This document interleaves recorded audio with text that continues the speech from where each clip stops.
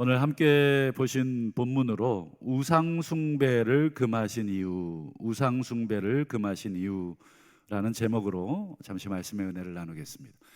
사람이 정말 속담에 물에 빠지면 뭐라도 잡는다고 하나요? 지푸라기라도 잡는다.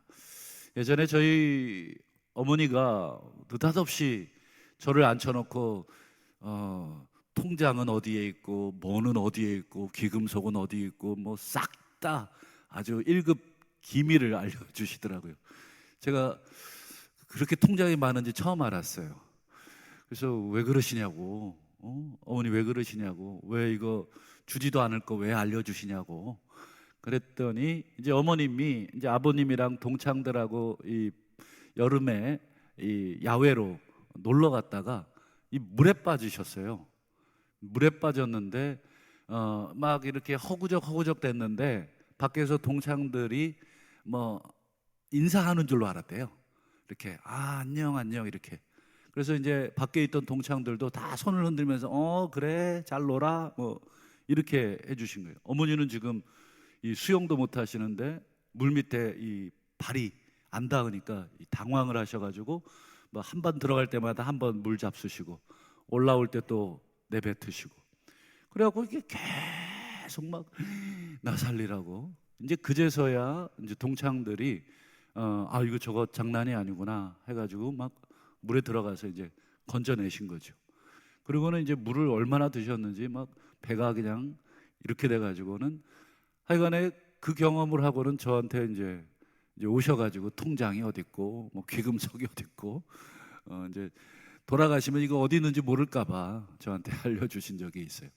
이게 그러면서 이제 그런 얘기를 물에 빠지는데 진짜 이 물을 아무런 그 힘이 없는 그 물을 잡고 있더라는 거예요. 막 그 물이라도 잡고 올라가려고. 근데 이게 뭐 물을 잡은다고 잡아지나요? 누를수록 그냥 또 들어가고 이렇게 되죠. 사람이 뭐 어려운 일을 만나면 이 뭐든지 매달리고 싶고 또 의지하고 싶은 것이 우리 사람입니다. 살아오면서 아마 그런 경험 많으셨으리라 생각합니다. 우리 사업하시는 분들 참 얼마나 이 경제적으로 어려울 때가 참 많으셨을까 싶어요. 저도 그걸 우리 아버님 보면서 많이 봤습니다. 아버님도 이 사업을 하셨기 때문에 늘 이 빚쟁이들 약속 어음 뭐 이런 거 있잖아요. 저 그때 뭐 그런 게 뭔지도 몰랐던 시절인데 이게 자금 압박이 참 심하셨던, 지금 돌이켜 보니까 자금 압박이 참 심하셨다. 뭐 그뿐입니까? 뭐 건강이 안 좋으신 분들은 뭐 전국에 유명하다는 데는 아마 용하다는 의원들은 다 찾아다니면서 내 병 낫게 해줄 사람 있으면 어디든지 뭐 외국이든지. 제가 아는 선배 하나는 녹내장이 왔어요. 녹내장이 이 백내장은 뭐 그냥 수술이 되지만 녹내장은 안압이 올라가면서 시력을 잃는다고 합니다. 그래서 제가 그때 처음 녹내장의 무서움을 알았어요.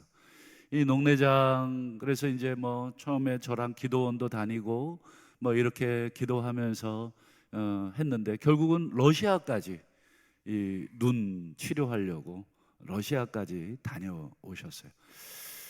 저간에 이 건강이든지 물질이든지 또 뭐 여러 가지 뭐 일들이든지 사람이 위기에 처하면 뭐라도 붙들고 싶고 누구라도 의지하고 싶은 것은 그 인지상정 당연한 것이죠.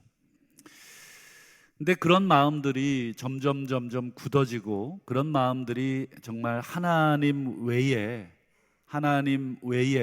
다른 것들에 내 마음이 계속 의지되고 다른 것들을 붙들고 싶은 마음이 커지면 결국 그런 마음이 뭐를 만들어내게 되냐면 우상을 만들게 됩니다. 그래서 오늘 본문 16절을 다시 한번 보실까요? 같이 한번 읽어 주시겠습니까? 시작. 그리하여 스스로 부패하여 자기를 위하여 어떤 형상대로든지 우상을 새겨 만들지 말라.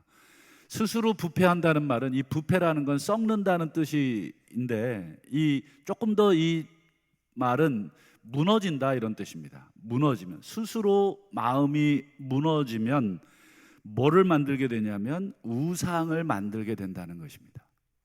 내 마음이 무너지고 내 형편이 무너지고 내 상황이 무너지면 자꾸 내가 우상을 만드는데, 그 우상은 누구를 위한 우상이냐면 그 앞에 우리 16절 보신 것처럼 자기를 위해, 즉 자기를 위한 우상이 되는 것입니다. 그래서 늘 내 인생은 왜 이렇게 안 풀려? 기도도 해보고 하나님도 믿는데 왜 이렇게 내 자식들이 안 돼? 내 사업이 안 돼? 건강이 안 좋아? 뭐 이렇게 되면 하나님 말고 다른 것 좀 붙들어 봐야 되겠다, 이런 마음이 스물스물 들어옵니다. 그러다가 우연치 않게 어떤 걸 붙들었는데 그게 내게 도움이 되면 어떻습니까? 그게 내 우상이 되는 거예요. 요즘도 그런 분들이 계신지 모르겠는데, 예전에 이제 종이 신문 많이 보실 때 가장 먼저 신문 배달되면 제일 먼저 뭐부터 보시는 분이 계시냐면 오늘의 운세. 그래서 오늘의 운세를 딱 펴놓고 쫙 읽습니다. 오늘은 외출을 하지 말아야 되겠대요. 오늘 운세가 안 좋다는 거예요. 내가 뭘 할 것조차도 그 신문에 오늘의 운세가 결정을 합니다.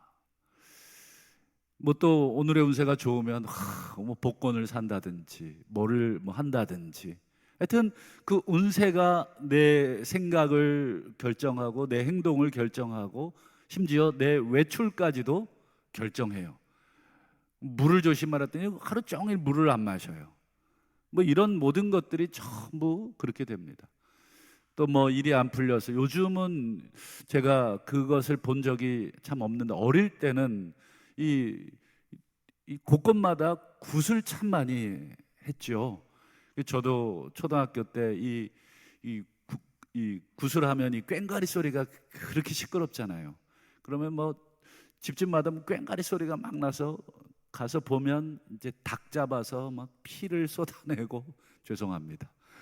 그리고 조금 더 심한 무당들은 그 마시면서 칼 있잖아요. 작두에다가 뿌려대고, 그리고는 북이랑 그 둥둥둥 치면서 그 작두 타고. 저는 초등학교 때 그거를 도시에 살았는데도 그거를 여러 번 목격을 했던 기억이 납니다. 굿 한 번 벌리면 얼마 드나요? 말씀하지 마세요. 이거 얼마 드는지 알면 의심받습니다. 제가 알기로는 100만 원대에서 1000만 원대까지 있는 걸로 알고 있습니다.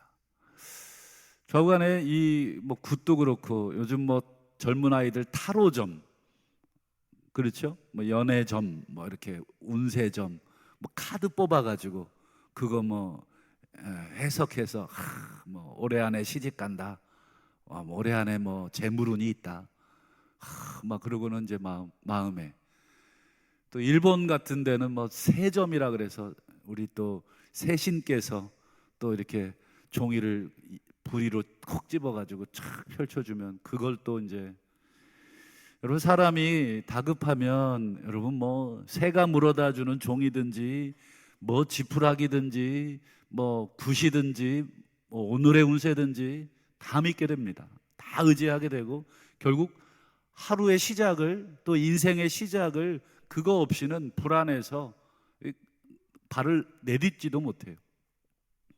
연초에 여러분 이 점집이 잘 됩니다. 올 한 해 어떻게 될까?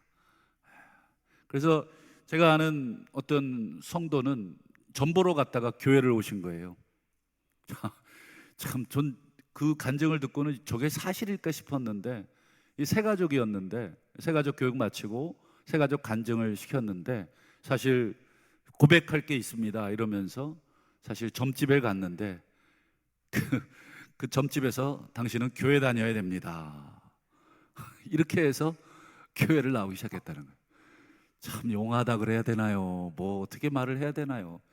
참 이 세상이 요지경이라고 참 점집에 이 점쟁이도 전도를 하는데 뭐 별 생각을 다 하게 됐습니다.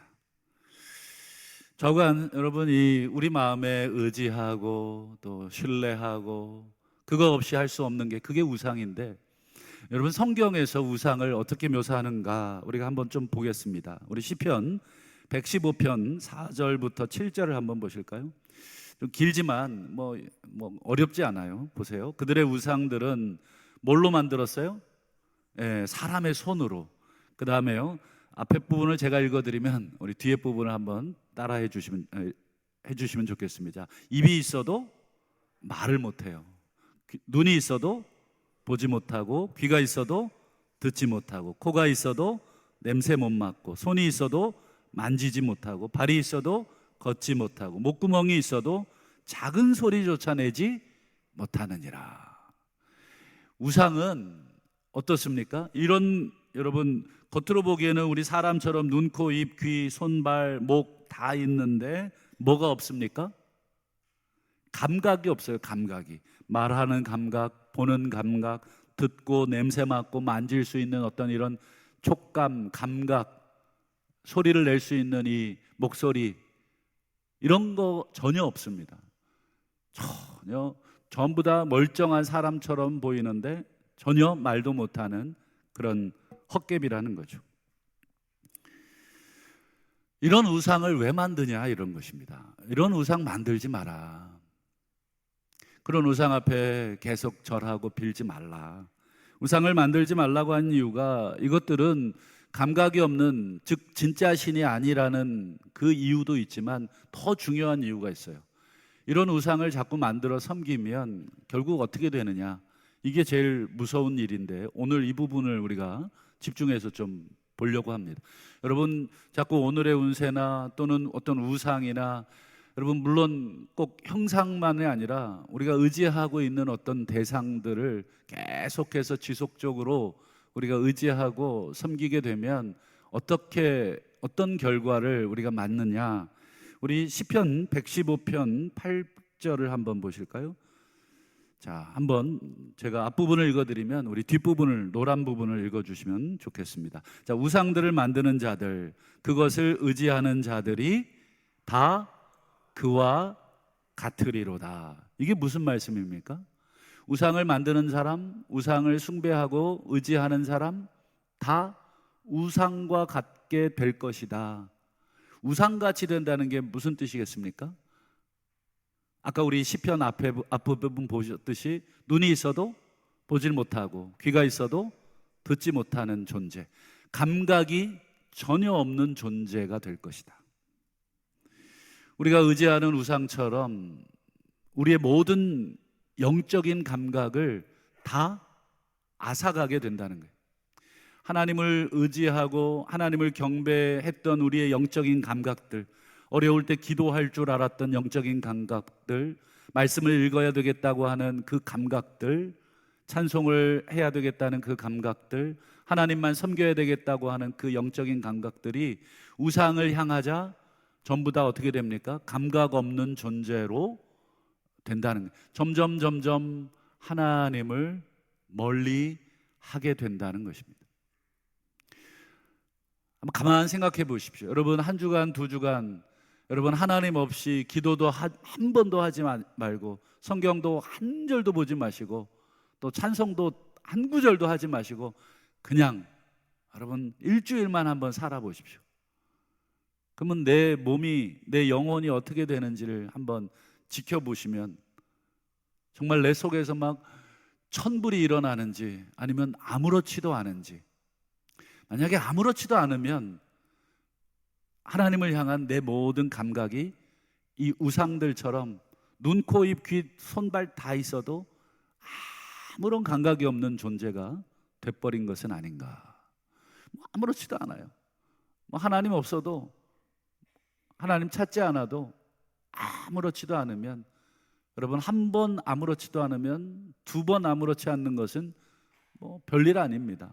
세 번, 네 번 이렇게 되면 여러분 하나님 없이도 잘 살아지네, 하나님 없이도 괜찮네. 근데 사실은 그게 하나님의 형벌이라는 것을 모르죠.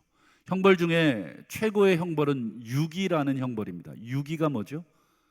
내버려 두는 것입니다. 처음에 잘못했을 때 야 이놈아 하고 꿀밤 한 대 먹여주면 아 하고 왜 때리시냐고, 하나님 왜 날 때리시냐고. 여러분, 하나님이 때려주실 때가 감사할 때고 행복할 때입니다. 회초리를 들어줄 때가 감사하고 행복할 때이듯이 여러분, 아무 말을 안 하면 네 마음대로 해라, 소위 말해서 그냥 포기한 것입니다. 포기. 점점점 우리가 하나님 없이도 잘 살아진다 그러면 그 좋아할 일이 아니라 슬퍼할 일이어야 합니다. 오히려 하나님 찾아서 잘 안 됐을 때가 더 행복한 때인 것이지, 하나님 안 찾았는데 뭐 사업 잘 되고 자식 잘 되고 일 잘 되고 건강하고 그러면 한 번쯤은 하나님 저를 버리셨나요? 제가 하나님을 안 찾는데도 왜 이렇게 마음이 평안합니까? 잘 됩니까? 한 번쯤은 내 마음속에 그렇게 고민해 보셔야 됩니다. 여러분, 마태복음 13장 14절을 한번 보실까요? 너희가 듣기는 들어도 깨닫지 못할 것이고 보기는 보아도 알지 못하리라. 이 말은 예수님의 말씀을 듣고 예수님이 하시는 이적들을 보고도 도무지 예수를 믿지 않는 사람, 도무지 회개하지 않는 사람들을 향해서 예수님이 하신 말씀, 너희가 듣기는 들어도 깨닫지 못할 것이다, 보기는 보아도 알지 못하리라. 여러분, 이 말의 뜻이 무슨 뜻이겠습니까? 여러분, 방금 우리가 우상에 대해서 어떻게 말씀을 드렸나요? 눈이 있어도 보지 못하고 귀가 있어도 듣지 못하는 존재가 우상이라고 말씀드렸잖아요. 그런데 지금 예수님이 그런 사람들을 향해 너희가 듣기는 들어도, 즉 바꿔 말하면 귀가 있어도 이런 말입니다. 너희가 귀는 있구나, 근데 그 귀로 듣기는 듣는데 깨닫지를 못하는구나. 그 다음 보기는 보아도 눈은 있는데 알지 못하는구나. 이 말은 누구에게 사용했던 표현이었습니까? 우상에게, 감각이 없는 우상에게 사용했던 표현인데 예수님이 지금 사람에게 사용하고 있는 거예요. 너는 우상처럼 이미 모든 감각을 다 잃어버린 존재, 즉 하나님의 형벌을 받은 존재. 아무리 부모님이 자녀를 향해서 야단을 쳐도 듣지를 않으면 이미 부모 자녀의 관계는 끝이 났다고 보면 되죠. 이게 부모 자녀가 아니잖아요. 부모에 대한 존경도 없고 자식에 대한 애정도 없고 더 이상 잔소리하기도 싫고 내 목만 아프고 내 입만 아프고. 왜냐하면 내 소리를 들어도 그냥 듣는 둥 마는 둥. 이렇다면 그 자식은 이미 감각을 다 잃어버린 그런 자녀인 것처럼, 여러분, 예수님의 말씀을 듣고도 예수님의 이적을 보고도 도무지 깨닫지 못하고 도무지 회개하지 못하고 있다면 우상처럼 될 것이다 라고 하는 게 예수님의 책망입니다. 예수님께서 이 세대를 향해서 이런 말씀을 하신데, 내가 이 세대를 뭐라고 표현을 하면 좋을까? 이 세대를 보니까 이렇다 하면서 하셨던 말씀이 이것입니다. 우리가 너희를 향하여 피리를 불어도 너희가 춤추지 않는구나. 그 다음에 우리가 슬피 울어도 너희가 가슴을 치지 않는구나. 요거는 그 당시에 아이들의 놀이예요. 아이들이 편을 나누어서 이쪽에서 피리를 막 불면 저쪽에서는 뭘 해야 됩니까? 막 춤을 추는 놀이예요, 놀이. 우리로 얘기하면 우리 집에 왜 왔니? 막 이렇게 양쪽에 손을 잡고 막 우리 집에 왜 왔니? 막 그러면서 막 하면 저쪽에서 어떻게 돼요? 뒤로 물러나면서 도망을 가져야 되잖아요. 근데 우리 집에 왜 왔니? 막 이러고 가는데 이러고 버티고 있다 그러면 그 놀이가 되지를 않아요. 재미없어, 너랑 안 놀아 그러고는 딴 사람이랑 놀게 되잖아요. 지금 예수님이 하시는 말씀이 이 세대를 향해서 내가 너희를 향해서 피리를 부는데 너희가 춤을 추지 않는구나. 내가 가슴을 치는데 너희가 내가 우는데 너희가 가슴을 치지 않는구나. 한마디로 이 세대가 어떤 세대라는 뜻이 되겠습니까? 무감각하다는 거예요. 무감각하다. 전혀 반응을 하지 않는다는 거예요. 아무리 얘기를 해도 반응이 없다는 거예요. 저희 둘째 아이를 유산을 한 적이 있어요. 아이가 이제 임신이 돼서 이제 병원을 가는데, 정기 검진을 하러 이제 병원을 갔는데, 이렇게 초음파인가요? 그거 하잖아요. 이렇게 하면 지난번에는 이렇게 심장도 뛰고 반응이 있었는데 아무리 해도 반응이 없다는 거예요.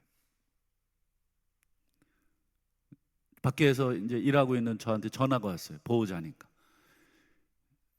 아이가 유산이 된 것 같다고, 사산이 된 것 같다고. 그래서 빨리 결정을 해달라는 거예요. 바로 수술을 하는 것이 좋다.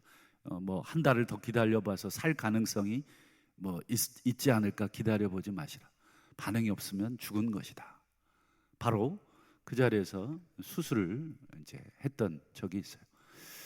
여러분, 반응하지 않으면 죽은 것입니다. 여러분, 우리의 영혼이 어떻습니까?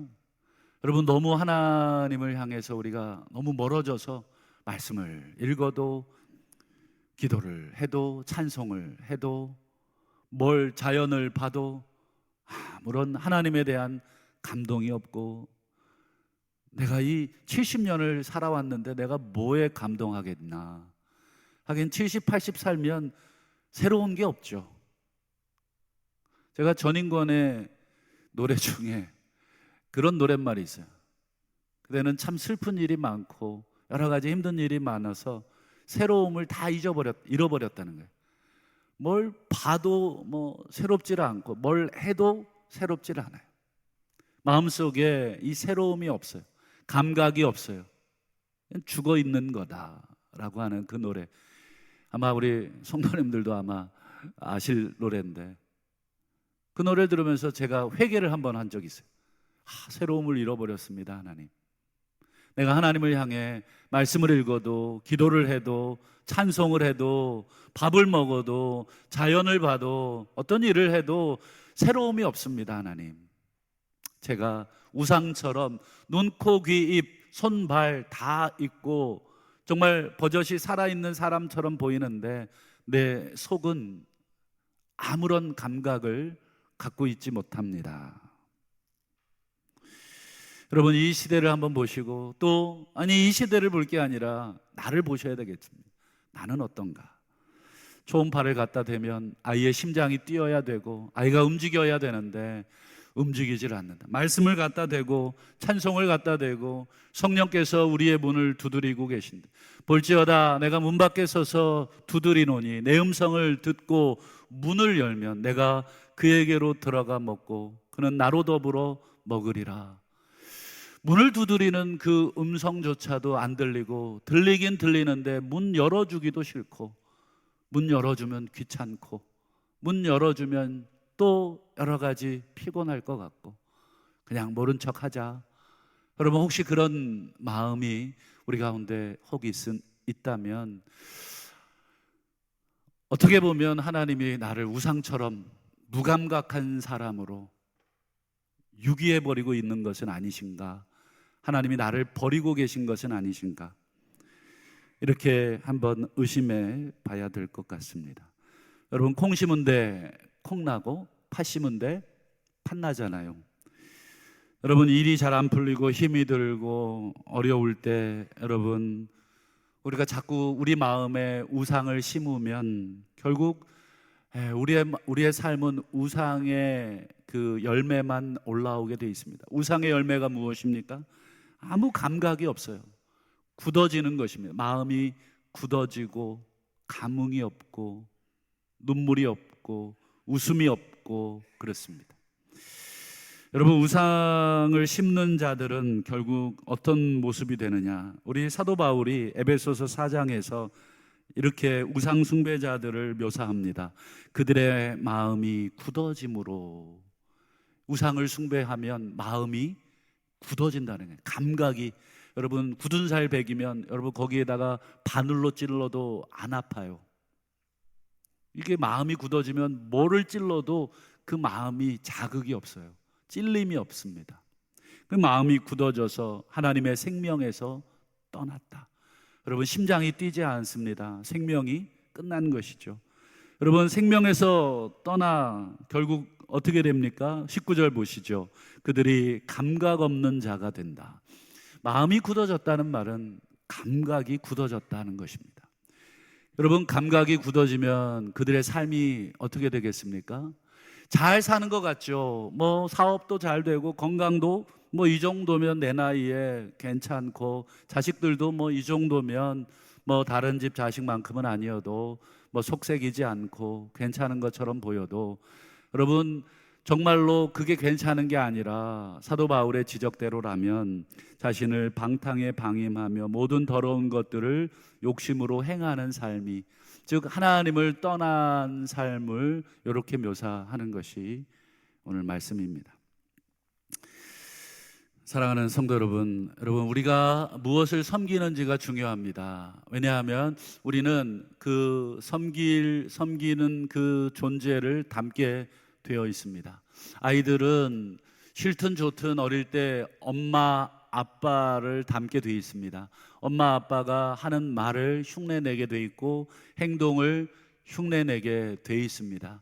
어린아이들에게는 엄마 아빠가 그들의 우상입니다. 절대적인 권력입니다. 자기의 모든 필요를 채워주는 존재이기에 엄마 아빠가 절대적입니다.